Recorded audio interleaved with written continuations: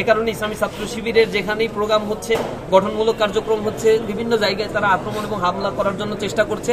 আমরা আমাদের জনশক্তিকে বলেছি, যারা আমাদেরকে আঘাত করুক না কেন আমরা সহনশীলতার পরিচয় দিব। আইন শৃঙ্খলা রক্ষাকারী বাহিনীকে বলেছি, আমাদের নীরবতা বা আমাদের সহনশীলতাকে কখনোই আমাদের দুর্বলতা হিসেবে আপনারা নেবেন না। আমরা সহনশীল আচরণ করছি দেশের স্বার্থে, জাতির স্বার্থে।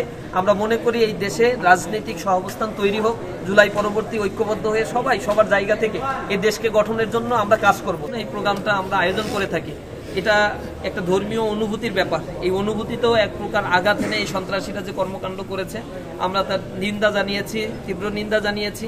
সেখানে মামলা করা হয়েছে। আমরা প্রতিবাদ জানাবো। প্রশাসনকে আমরা অনুরোধ করেছি অনতিবিলম্বে এই দৃষ্টান্তপূর্ণ আচরণ যারা করেছে তাদেরকে বিচারের আওতায় নিয়ে আসতে হবে। ইসলামী ছাত্র শিবির আইনের প্রতি শ্রদ্ধাশীল, সহনশীল। আমরা তাদের যে আক্রমণ করেছে এর পাল্টা কোনো আঘাত আমরা করি নাই। আমরা প্রশাসনের দৃষ্টি আকর্ষণ করেছি, আইনকে আমরা হাতে তুলে নেব না। যারা বেআইনিভাবে এই কার্যক্রমগুলো করেছে এই সন্ত্রাসীদের বিচার হতে হবে।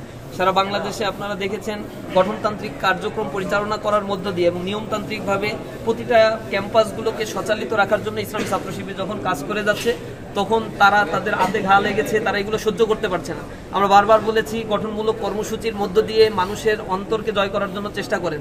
শিক্ষা প্রতিষ্ঠানগুলোকে আরও আপনারা সঞ্চালিত করার জন্য চেষ্টা করেন। শিক্ষা প্রতিষ্ঠানগুলো আমাদের ক্যাম্পাসগুলো লেখাপড়ার জায়গা তৈরি করেন।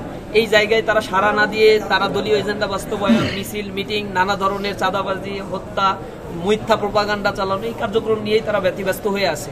যার ফলশ্রুতিতে ব্যালটের মাধ্যমে প্রতিটা ছাত্র সংসদে তাদের জবাব কিন্তু ছাত্ররা দিয়েছে। তারা এই বিষয়টিকে স্বাভাবিকভাবে নিতে পারছে না।